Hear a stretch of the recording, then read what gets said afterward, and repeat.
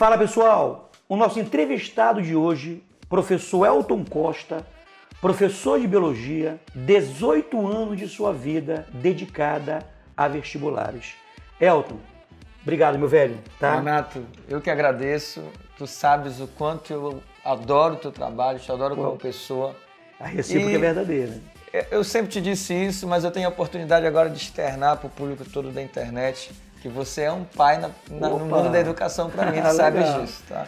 Olha, eu queria participar para todos isso. Na verdade, a gente tem uma história aqui, eu e o Elton, porque todo mundo diz que eu sou um professor de biologia fracassado e o Elton é um professor de física fracassado. Na verdade, nós gostamos das matérias, né? E nos completamos com isso. Por sinal, eu e o Elton, nós somos autores, juntamente com o professor Joaci, nós escrevemos um livro destinado ao público leigo, né? Ele é um livro de neuroaprendizagem. Eu entrei com um capítulo de aprendizagem, o Elton entrou com a parte de sistema nervoso, transtornos, e o nosso colega também completou o nosso livro aqui, né? Então é um livro completo aqui, é um livro paradidático, né? Sobre neuroaprendizagem, certo? De novo, obrigado, Elton. Eu que agradeço. Tá? Bom, já que o nosso livro, ele é um livro de neuroaprendizagem, então bora fazer aqui um ping-pong aqui, vamos, né? Então bora lá, Elton. Bora falar sobre neurônio, que é a unidade básica do sistema nervoso. É claro que, como o Elton é professor de biologia, se eu falar alguma coisa errada, você pode me consertar, não tem problema nenhum. Elton, a gente sabe que o neurônio, ele recebe impulso de um outro neurônio através dos dendritos, né? Esse impulso nervoso, ele vai pelo corpo celular, é transmitido através do axônio e ele passa essa informação, se der, para um outro neurônio. O axônio é como se fosse um fio elétrico conduzindo uma corrente, a grosso modo, né? A gente sabe que o meio externo ali do cérebro tem um líquido, o líquor, né? Que é o líquido céfalo-raquidiano, que é água com sal. A água com sal é condutora de eletricidade. Então, se o axônio ele não fosse protegido, esses impulsos nervosos se perderiam para o meio. Estou certo até aí? Perfeito. E a natureza ela é sábia, né? Ela envolveu o axônio com um condutor, com um isolante, mais precisamente uma gordura, que é a bainha de mielina. Mas se a bainha de mielina fosse toda inteira, esse impulso lhe teria uma velocidade muito lenta. E de novo a natureza ela é sábia. Ela fez com que a bainha de mielina tivesse interstícios, né? Pequenos espaçamentos, que é o nódulo de Ranvier. Isso faz com que o impulso seja saltatório e aumenta a velocidade de transmissão. Eu estou correto? É um biólogo. Não, eu quero que você... Renato, eu falo isso, mas eu queria que você justificasse por que aumenta essa velocidade. Pois bem. Tem que lembrar que a bainha de mielina ela é feita de membrana plasmática de célula da glia, do oligodendrócito, como você citou muito bem. E se a bainha de mielina é feita de membrana plasmática, ela é feita principalmente de lipídios. Membrana plasmática é feita de lipídios e proteínas. Mas no caso da membrana plasmática, que envolve o axônio para formar a bainha de mielina, ela é lipídica. E como gordura é isolante, né? Agora eu que peço para que você venha me corrigir se eu falar alguma coisa errada de física. Então a gordura ela é isolante. Então, se o axônio fosse inteiramente revestido por bainha de mielina, esse isolante iria atrapalhar essa condução elétrica, que é uma corrente elétrica. É uma corrente elétrica iônica. É como se oferecesse uma certa resistência. E oferecer a resistência. É uma corrente elétrica iônica, mas é uma corrente elétrica. E o nódulo de Ranvier vai fazer o seguinte: quando a condução, quando o impulso nervoso, quando essa corrente elétrica chegar na borda da bainha de mielina que está à frente, ela trava, porque tem um isolante na frente. Só que a mudança de DDP ali naquele lugar induz a distância com que a corrente elétrica continue após essa bainha de mielina, ou seja, no próximo nódulo de Ranvier. Na despolarização da... Perfeito. Então, ao invés de a corrente elétrica seguir direto, ela trava na borda anterior da bainha de mielina e a distância ela induz como se fosse um teletransporte. Ela induz a distância. Isso faz com que seja saltatório. Perfeito. Aí vai fazer com que o impulso nervoso continue, porque afinal de contas o impulso nervoso ele depende inicialmente de canais de sódio. Tá. E existe na membrana do neurônio, na membrana do axônio, canais de sódio dependente de voltagem. Por exemplo, um canal de sódio se abre, o sódio entra. Vai haver uma mudança da DDP. Essa mudança da DDP induz a abertura do próximo canal de sódio, que vai permitir a entrada de mais sódio. A entrada desse próximo sódio muda a DDP, que induz, por mudança da DDP, induz por essa voltagem a abertura do próximo, do próximo, do próximo. Só que com a bainha de mielina, vai ocorrer uma indução à distância. Então, ao invés de passar ao longo de todo o axônio, quando chega bem aqui, vai induzir a distância, a abertura do canal de sódio lá longe, no próximo nódulo de Ranvier, fazendo com que o impulso ocorra aos saltos. E aumenta a velocidade. E muito mais rápido. Se, por exemplo, um neurônio, um axônio, sem bainha de mielina, nenhuma bainha de mielina, imaginamos sem nenhuma, a condução do impulso nervoso, imaginando que a corrente elétrica não se dissipe pelo líquor, ela ia ocorrer a 1 metro por segundo. É muito lento. Mas com a bainha de mielina e esses intervalos do nódulo de Ranvier, a condução do impulso nervoso ela ocorre a 200 metros por segundo. É muito mais rápido. Muito mais rápido. Elton, existem problemas, eu não sei se são problemas que têm a ver com a idade, com o passar do tempo, você pode acometer qualquer pessoa. A pessoa ela pode perder bainha de mielina, os neurônios podem perder mielina, que é o processo de, não sei o termo, qual é? Desmielinização. Isso causa o que numa pessoa? Pois Qual é o melhor exemplo que nós temos? Não sei o termo, me esqueci. A desmielinização ela pode ser provocada pelo uso, por exemplo, de solventes, é lipídio. E drogas, muitas drogas, que a gente trata inclusive no nosso livro, né? Algumas drogas elas são feitas à base de solventes orgânicos. Então o abuso dessas drogas pode de repente antecipar a perda da bainha de mielina. A perda da bainha de mielina em regiões do nosso córtex cerebral relacionadas à memória, relacionadas ao raciocínio.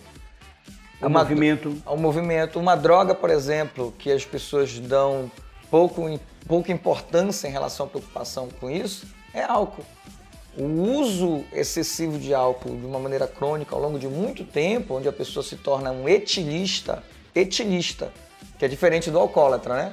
O alcoólatra é aquele que gosta de ingerir bebida alcoólica. O etilista é aquele que tem uma dependência química do álcool. Existe uma diferença. Existe uma diferença.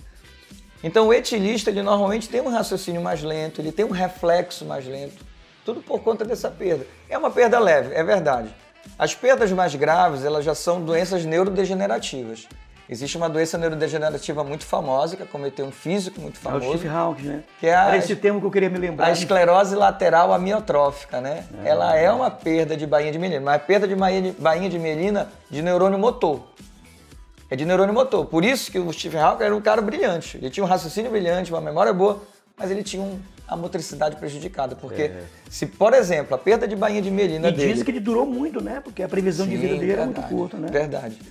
Mas se a perda de bainha de mielina dele fosse em relação ao córtex cerebral, ele não teria contribuído tanto para a física quanto contribuiu. Né, então foi, na verdade, para neurônios periféricos.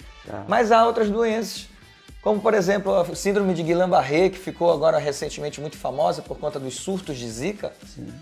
E não é só Zika, qualquer virose que uma pessoa venha pegar, até gripe, vírus de resfriado, a infecção pelo vírus pode, de repente, provocar uma perturbação do sistema imunológico da pessoa, em que o sistema imune da pessoa começa a não reconhecer mais algumas estruturas nossas.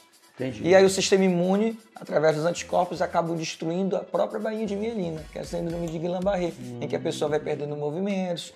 A maioria das vezes a síndrome de Guillain-Barré ela tem evolução benigna. Existe algum problema? Eu acho que eu li em algum canto que o próprio sistema nervoso lá, as próprias células podem entrar em autofagia, começar a se destruir? Não sei se existe alguma coisa. É assim, Nonato, porque uma das formas que o sistema nervoso age para eliminar a célula que ele não está... Perdão, que o sistema imune age para eliminar a célula que ele não está reconhecendo é induzindo a célula à apoptose. Que é a morte dela. Que é a morte dela. Porque nem sempre o sistema imune... Quando a gente fala sistema imune, às vezes para facilitar a conversa, a gente fala anticorpo, mas nem sempre anticorpo. Às vezes a célula do sistema imune, ela chega a outra célula, a célula estranha, ela introduz uma substância chamada granzima, e essa granzima vai lá na célula dizer: já era cometa suicídio, cometa apoptose, se mate. Estás estragando aqui o... Aí ela vai. Pois é, mas só que no caso da síndrome de Guillain-Barré isso é uma falha, não deveria acontecer. Tá. Entendeu? Entendi. Bom, já que falamos em neurônio, e eu acho que em vestibular isso aí é pertinente, o que significa a famosa lei do tudo ou nada. A lei do tudo ou nada. Resumindo. Resumindo. Eu sei que ele se empolga. Sistema nervoso é empolgante demais, ainda mais conversando com um físico, um biólogo, enfim. A lei do tudo ou nada, Nonato, é o seguinte: existe um estímulo que ele tem que ser forte o suficiente para fazer a DDP, porque é corrente elétrica, né? O DDP é corrente. Perfeito. Para fazer a DDP da membrana plasmática do neurônio sair do menos 70 milivolts, que é quando ela está em repouso, a chegar até menos 55 milivolts. Então existe um limiar. Existe um limiar. Por exemplo, se um inseto muito pequeno, inseto pequeníssimo, de massa desprezível, pousar sobre a tua pele, tu não vai sentir. Por quê? É um estímulo. Não chega a disparar. Mas não vai fazer a mudança de DDP dos neurônios que tem aqui na tua pele chegar a menos 55 milivolts. Se não vai chegar a menos 55, não vai ter condução. Mas se uma mosca pousar sobre a tua mão, tu vai sentir a massa da mosca, o efeito da gravidade, né? Aquele incômodo lá. Significa que se tu sentiste, é porque a DDP variou de menos 70 para menos 55. Só que toda vez que a DDP chega em menos 55, ela vai até o mais 35, que é o potencial de ação. Aí ocorre a condução do impulso nervoso, a informação chega ao cérebro e tu percebe, opa, tem algo na minha mão, aí você olha. Só que a mosca fez chegar ao menos 55, e se chega a menos 55, inevitavelmente vai chegar ao mais 35 do potencial de ação. A condução vai acontecer. Só que se for, por exemplo, um animal maior, que você está repousando aqui e vem um cachorro e senta na tua mão. O cachorro tem uma massa muito maior do que de uma mosca. Esse cachorro vai fazer o quê? Vai fazer também chegar ao menos 55 e, consequentemente, vai fazer chegar ao mais 35 também. Não é porque o cachorro tem uma massa maior que vai fazer o potencial de ação ser maior. Ou seja, existe um estímulo que ele é mínimo, mas que vai fazer a condução do impulso nervoso gerar uma DDP máxima, um potencial de ação máximo. E veja bem, o fato do neurônio trabalhar dessa maneira, dispara ou não dispara, se ele é excitatório ou inibitório, o termo é esse, né? Veja, código binário. Então quer dizer que todo neurônio trabalha de forma binária. Dispara ou não dispara. Em termos de linguagem binária, que é a linguagem dos computadores, é como se fosse o 0 e 1. 0 não dispara, 1 dispara. Foi aí que dois caras chamados de McLeish e Pitt, eles criaram um neurônio artificial. Porque se a linguagem é binária, então você pode ter um neurônio artificial baseado nesse sistema. E daí começaram a surgir as redes neurais artificiais. E nós somos apaixonados por filmes que envolvem inteligência artificial. Né? Assim como o ser humano ele aprende através de experiências, uma máquina também aprende. Né? Existe o processo de aprendizagem de máquinas. Então, o caminho é esse, né? Da inteligência artificial. Mas bora deixar isso para uma outra entrevista. Senão a gente se empolga aqui, tá? Elton, é o seguinte. Também é difundido por aí que para cada... Me conserta, né? Isso aí são informações, claro. Leitura de orelha de livro. A tua leitura é muito mais aprofundada. Que para cada neurônio existem 10 células da glia. Então nós temos, por exemplo, os oligodendrócitos, que eles estão na produção da bainha de mielina. Nós temos os astrócitos, que eles estão relacionados à sustentação e nutrição dos neurônios. E a micróglia, que a função dela é fagocitar, né? Mas eu vou aprender aqui nos astrócitos, né, que eu disse. O que está nos livros de ensino médio é alguma coisa que eu li, que está ligado à sustentação e nutrição do neurônio. Mas me parece que estudos recentes dizem que os astrócitos eles também estão no controle das sinapses. A sinapse é a comunicação, claro, entre dois neurônios, acho que todo mundo conhece isso. Isso é atual, isso já está em livro de ensino médio, isso pode vir numa prova do Enem, por exemplo? Eu vou responder da última pergunta. Pode.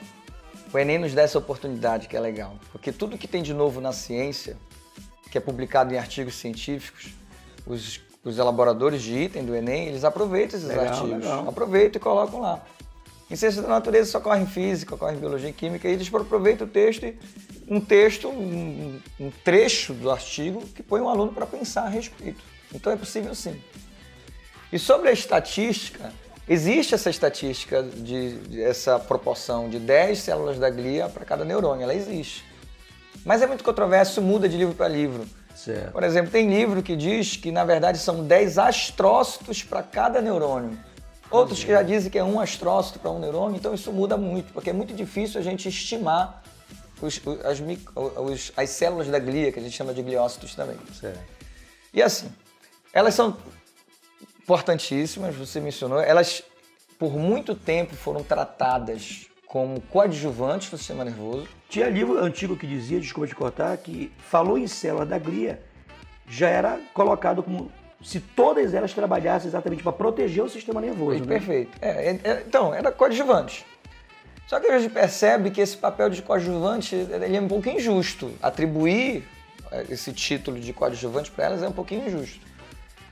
Por exemplo, as células da glia, os oligodendrócitos, fazem células de Chivan, que a gente conversou anteriormente.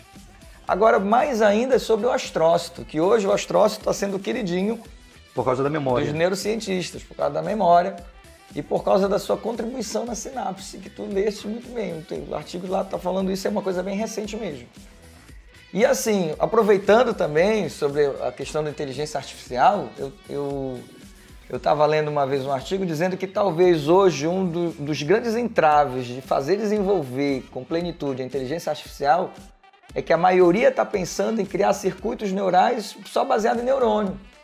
Não estão tentando criar alguma coisa, algum artifício, alguma técnica que tente imitar especialmente um astrócito. Legal. Pela forma como ele potencializa o impulso nervoso. Ele age assim. Essa é a interface homem-máquina, né? Esse Perfeito. É o que de mais novo na neurociência. Sinapse é quando o neurônio ele libera neurotransmissores para um espaço, um pequeno espaço, para estimular ou inibir o neurônio da frente. O que se sabe até hoje sobre os astrócitos é pouco, mas o suficiente para empolgar, por isso está empolgando bastante. Mas o que se sabe é que ele participa muito da sinapse que estimula. Existe um neurotransmissor que já se sabe bem, que é um neurotransmissor muito famoso no que estuda neurociência, que é o glutamato. Ele é um neurotransmissor... Glutamato e GABA. É o GABA. O GABA, é o que é o inibidor, né? Mas o glutamato que é o estimulador, o mais famoso entre os que vão estimular no nosso sistema nervoso central. E o neurônio que trabalha estimulando via glutamato, ele libera esse neurotransmissor, que é o glutamato, para excitar o neurônio da frente. Excitar quanto a raciocínio, quanto a consciência, quanto a memória, como tu falaste muito bem. Só que é o seguinte, existem astrócitos próximos dessa região sináptica, que quando esse glutamato é liberado pelo neurônio para estimular o neurônio da frente, esse glutamato não vai só atingir o neurônio da frente, ele atinge também os astrócitos vizinhos. E quando os astrócitos recebem esse glutamato, já se percebeu que no glutamato ocorre uma corrente iônica de cálcio que potencialize porque muito o cálcio que faz aquelas vesículas aderirem ao botão axiônico para que haja emissão de neurotransmissores. Só que não necessariamente ligada à liberação das vesículas de neurotransmissores, mas ocorre de fato uma corrente de cálcio, que ainda não se sabe ao certo de que forma ela participa mesmo, de uma maneira íntima como ela participa. Mas sabe-se através de modelos experimentais que sem essa corrente de cálcio ou sem o astrócito, o impulso nervoso ele é mais fraco. A memória, por exemplo, em experimentos, ela é menos fixada. Então, existe sim essa existe relevância um livro aí, astrócito. Eu me esqueci agora o título, tá? É um livro, porque quando o Albert Einstein morreu, todo mundo quis estudar o cérebro dele. O que há de especial no cérebro desse cara. E quando fizeram lá, né, que tiraram, que foram analisar, eles ficaram decepcionados, porque ele era um cérebro no tamanho normal, com uma massa que é a média, 1,4 kg. Mas eles perceberam, não na época, mas estudos recentes de fatias que se tem do córtex dele, que ele tinha, não sei se você sabia isso, muitas células da glia. Ele tinha uma quantidade de células gliais muito maior do que uma pessoa normal. É um livro interessante, porque depois o cérebro do Albert Einstein sumiu. E um neurocientista da época tinha guardado dentro de um vidro, dentro de um armazém dele, e atravessou dentro de um porta-malas esse cérebro para ele levar para uma outra região, quer dizer, foi um imbróglio aí muito grande. Mas chegaste a ler sobre isso aí? Eu li, sim, e faz muito sentido, pelo que a gente conversou no início da entrevista. Se tem mais célula da glia, é um cérebro mais nutrido, é um cérebro que está melhor sustentado e é um cérebro mais rápido. Então, na verdade, o que vai fazer uma pessoa ser mais inteligente que outra, com certeza não é a quantidade de neurônios, até porque mulheres têm menos neurônios que homens. Mas mulheres não são menos inteligentes que os homens. Com certeza. Estão dominando o mundo agora. Você vê perfeito. CEO de empresas. Não, se a gente for fazer análise estatística, a gente vai ver que as universidades elas estão ocupadas mais por mulheres. Com certeza. Os executivos de empresas estão aumentando cada vez mais com relação às mulheres. Ontem mesmo, recente, que a gente está no período eleitoral, né? E aí um instituto de pesquisa mostrando que o voto feminino é que está determinando decisivo, né? A conclusão de como vai ser a eleição. Então, só para citar exemplo, tem menos neurônios, mas nem por isso é menos capaz ou menos inteligente. Até como a gente está conversando, pelo contrário. Até porque muitas têm mais célula da glia. Agora, por que tem mais célula da glia? Porque a célula da glia é possível produzir mais. Até os 30 anos, a gente consegue produzir mais células da glia até os 30 anos. Então, se essa ideia for real, é possível, inclusive, a gente melhorar o cérebro, fisicamente falando, até os 30, conseguindo ter mais células da glia. Para isso, tem que fazer a ingestão dos alimentos corretos, aqueles que têm a matéria-prima. Ácido graxo. Ácidos graxos. Porque a bainha de melina, né? Essenciais, ômega 3, ômega 6. Para aproveitar o gancho disso aí, né? Eu me lembro que na época que eu fiz vestibular, há muito tempo atrás, né? Dizia-se que o neurônio era uma célula permanente. Hoje sabe-se que novos neurônios nascem, que é a chamada neurogênese, principalmente dentro do hipocampo. E do bulbo olfatório. Que também é. Também. Eu sabia do hipocampo porque o hipocampo é aquela estrutura cerebral que é responsável pela formação de novas memórias. Então você tem aí o crescimento de novos neurônios, porque ali existem células-tronco, então você tem um desenvolvimento maior ali, né? Então, por exemplo, dizer que o neurônio é uma célula permanente, e hoje sabe-se que existem novos neurônios nascendo, e o trabalho do Eric Kandel, que foi exatamente onde eu apoiei minhas pesquisas para escrever o capítulo de aprendizagem do nosso livro, junto com o professor Joaci, foi em cima do trabalho de Eric Kandel.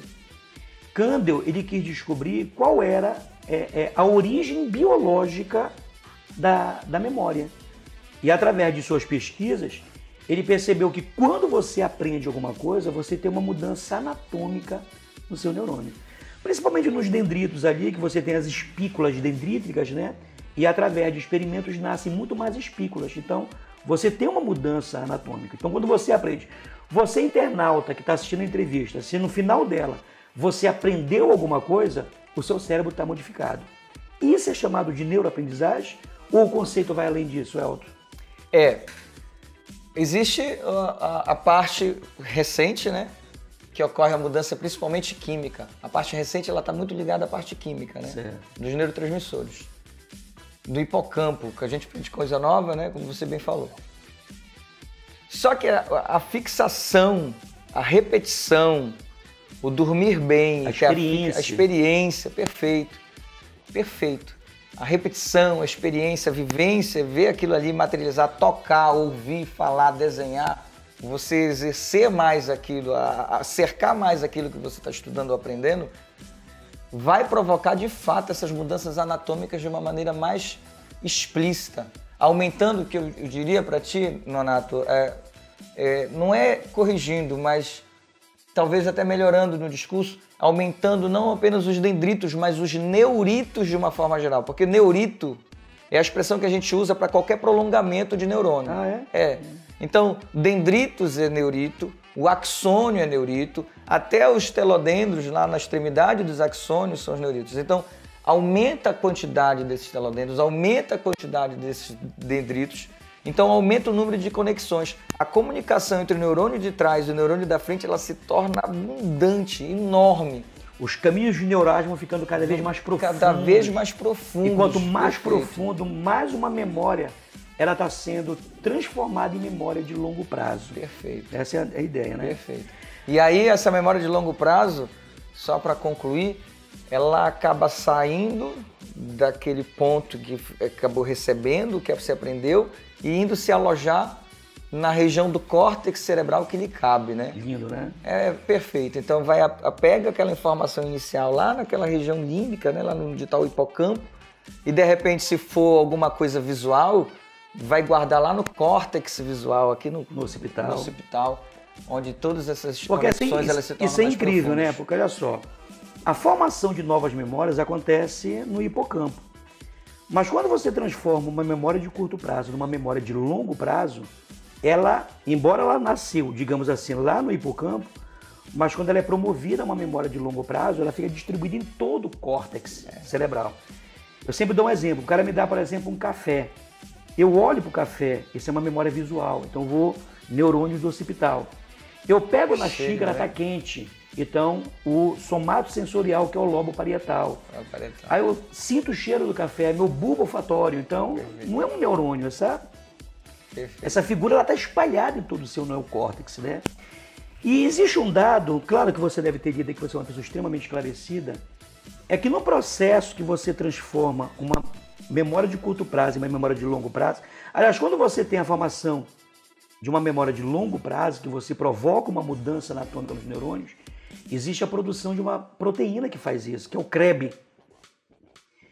Só que toda vez que você lembra de alguma coisa, você vai alterar aquela lembrança, porque você também produz reações enzimáticas. A cada lembrança que você tem, você altera a lembrança. É por isso que hoje nos Estados Unidos, por exemplo, pessoas que são testemunhas de crime, a pessoa diz uma coisa, quando chamam ela, que ela vai se lembrar, ela já muda um pouco o fato. Na próxima lembrança, o fato já é mudado. Então lembrar também é mudar. E isso é muito interessante. Eu acho perfeito. Por isso se empolgar, a gente vai ser um longa-metragem. Por isso mesmo que nos autos, né, valem mais as provas periciais do que as provas testemunhais. Né? Por conta dessas...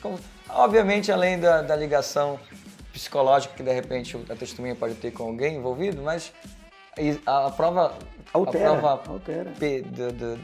Da perícia, ela tem um quesito metodológico científico com rigor mais confiável do que um relato testemunhal, né? Claro que o que se chama de neurociência, ela realmente ela alavancou com o desenvolvimento da ressonância magnética, né? Porque através da ressonância magnética funcional, você pode estudar o cérebro em vivo. Então você não precisa abrir a cabeça de ninguém, né? Pelo Tratado de Nuremberg, você não pode fazer experiência em humanos.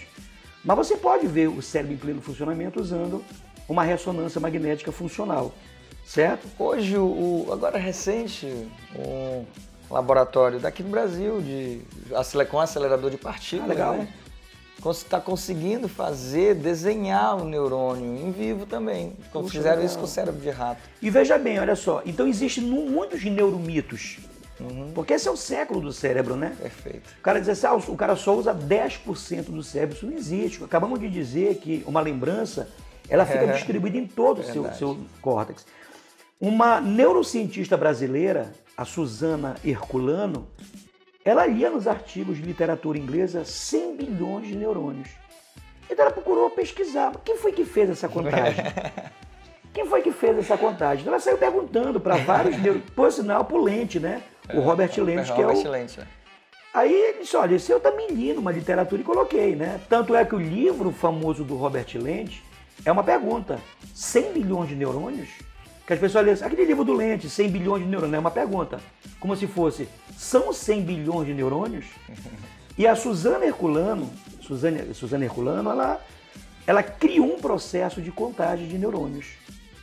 E ela fazendo esse método que ela criou, ela descobriu que nós temos aproximadamente 86 bilhões de neurônios. Perfeito. Né? A Suzana Herculano lançou um livro agora, não sei se você viu, que o que fez com que o nosso córtex existisse, o que faz com que sejamos humanos, foi o fato de nós humanos, lá atrás, aprendermos a cozinhar. Porque lá nas cavernas, quando você matava a caça, o cara tinha que comer, tinha que digerir, o cérebro ficava muito ocupado fazendo essas coisas. E quando você aprende a cozinhar, você libera uma parte do seu cérebro para se dedicar em outra coisa. Então isso fez com que ele ficasse muito mais desenvolvido. Além do que, a principal matéria-prima para o neurônio funcionar, para o cérebro, não só o neurônio, mas com as células da glia, são os aminoácidos, oriundos da digestão de proteínas. Só que para eu poder digerir melhor uma proteína, essa proteína tem que estar desnaturada. Então quando eu me alimento, a temperatura, né? Quando eu me alimento de um alimento cru, a proteína está toda enrolada. Quando chega no estômago, no intestino, não se digere quase nada. Como diz a mãe da gente, fica empachado, Fica empachado, não digere nada, não aproveita nada. Aí as fezes acabam ficando nutritivas, de tanta proteína que faltou ser digerida. Então o cozimento, além de ter facilitado para o homem a alimentação, desocupando o cérebro para outras coisas, também facilitou pela desnaturação, graças ao aquecimento, né, pelo cozimento, desnaturar as proteínas, abrir as proteínas, facilitando a digestão e disponibilizando mais aminoácidos, que é matéria-prima para o neurônio funcionar bem. Isso é muito interessante, né, velho? Professor Elton, palavras finais para o seu aluno que vai fazer a prova do Enem. O que você quiser. Se você quiser falar de sistema nervoso, fale. Se você quiser falar da prova em geral, você está... Eu vou aproveitar o tema, porque, enfim, a gente está aqui, está inclinado, eu não vou conseguir pensar em mais nada no seu sistema nervoso. E sobre o sistema nervoso, queridos, é assim, para o Enem, tudo que a gente falou, obviamente, vale a pena, mas vale a pena também acrescentar um detalhe que a gente não conversou, que foge um pouquinho da parte de aprendizado, de memória, que é sobre o sistema nervoso autônomo. O sistema nervoso autônomo é aquele sistema nervoso que, como o nome já sugere, ele é automático, ele é independente da tua vontade. Ele vai criar informações, ele vai processar informações, ele vai enviar informações, tu querendo ou não. E isso é muito importante, porque isso vai desocupar o nosso cérebro de pensar, por exemplo, em fazer o coração bater mais rápido, mais devagar. Imagina só, eu numa atividade física, tendo que o meu coração bata mais rápido para levar sangue mais rápido aos meus músculos, eu pensar, jogando bola e pensando, bora, coração bate mais rápido. Não, é automático. Então, se você começa a correr, automaticamente o teu sistema nervoso manda o coração bater mais rápido, faz a tua respiração ser mais rápida e faz o teu processo digestivo ser mais lento, até porque na atividade física tu não precisa digerir. Agora, o contrário é verdadeiro. Se você, por exemplo, acaba de comer e come bastante arroz, bastante feijão, toma uma tigelona de açaí, aí o que é que vai acontecer? O teu sistema nervoso, de maneira automática, independentemente da tua vontade, vai fazer todo o teu corpo relaxar para concentrar as energias na digestão. E é aí, nesses dois processos que eu acabei de citar, que a gente vai dividir o sistema nervoso autônomo em dois. O sistema nervoso autônomo simpático e o parasimpático. O simpático é aquele que vai agir fazendo o coração bater mais rápido, fazendo a respiração ser mais rápida, para deixar os teus músculos mais fortes. Lutar ou correr? Para lutar ou correr. E para pensar melhor também, né? Os sentidos, o processamento de sentidos fica aumentado quando a gente está sob efeito do sistema nervoso autônomo simpático, independentemente se a gente quer ou não. E o contrário é verdadeiro. O sistema nervoso autônomo agora, o parasimpático, ele já é estimulado quando a gente acaba de comer, quando come muito, por exemplo. Para quê? Para concentrar as energias no sistema digestivo. No entanto, ele tira a energia de onde? Do músculo, a pessoa fica mole.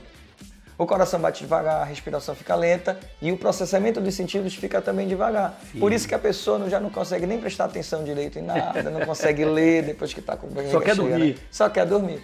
Então é bom ficar atento com essa dica. Agora, tá? Elton, já aproveitando aqui, existe possibilidade de cair na prova do Enem o nosso segundo cérebro, que é o sistema entérico, que fica no estômago? É um sistema nervoso, né? Sim. Neurônios Quando se faz essa quantidade aí dos 86 bilhões de neurônios, a maior parte, obviamente, está na cabeça. Mas o segundo lugar, em termos de quantidade de neurônios, é a nossa região abdominal. E sem dúvida, sem dúvida pode, até porque a distribuição dos gânglios nervosos da nossa região abdominal, ela é incrível, porque ela tá difundida aqui na nossa região abdominal. Difundida literalmente. Os neurônios estão agrupados em gânglios, só que eles estão distribuídos de maneira difusa. E isso acaba provocando dores desviadas do local exato da origem da dor. Por exemplo, Se uma pessoa está com apendicite, o apêndice está inflamado, o apêndice inflamado pressiona terminações nervosas para ser conduzida a dor. Só que o apêndice ele fica aqui na fossa ilíaca direita, aqui onde eu estou pegando em mim. Só que a primeira dor do apendicite não é aqui no epigastro, aqui na região onde fica o estômago. Então, quando a pessoa começa a sentir as primeiras dores da inflamação do apêndice, ela não sente aqui, ela sente aqui, ocorre um desvio de dor, e esse desvio de dor é por conta do fato dos neurônios estarem espalhados. Só mais um exemplo interessante também, que pode até servir de utilidade pública para quem está assistindo, e serve para o Enem também, porque isso é o Enem quer itens que tenham contexto. Tem contexto e ainda serve para a tua vida, para ficar atento. Pedra na vesícula. A gente chama de litíase, né, vesicular. Pedra na vesícula, o cálculo na vesícula. A vesícula ela fica aqui, né, no hipocôndrio direito, debaixo do fígado. Aqui do lado direito, debaixo do fígado. Só que quando uma pessoa está com a vesícula inflamada pela presença de pedras, a primeira dor que ela sente é no ombro direito. Um desvio de dor, justamente porque os neurônios, eles não vêm direto da região abdominal, são muitos, o segundo cérebro, são muitos. E está inflamado, ele não vem direto ao sistema nervoso central para a gente sentir, não. Ele vai pegando essa rede neural e de repente ele chega num ponto, num gânglio, num ponto dessa rede que faz disparar a dor. Aí o cérebro se engana e pensa que a dor está num lugar. Poxa, muito legal isso aí. Legal, né? Mano, velho. Renato, Muito obrigado. Viu? eu que agradeço Quem a ganha oportunidade. é o aluno, não é isso? São eles, verdade. Gente, até a nossa próxima entrevista. Um abraço. Abraço.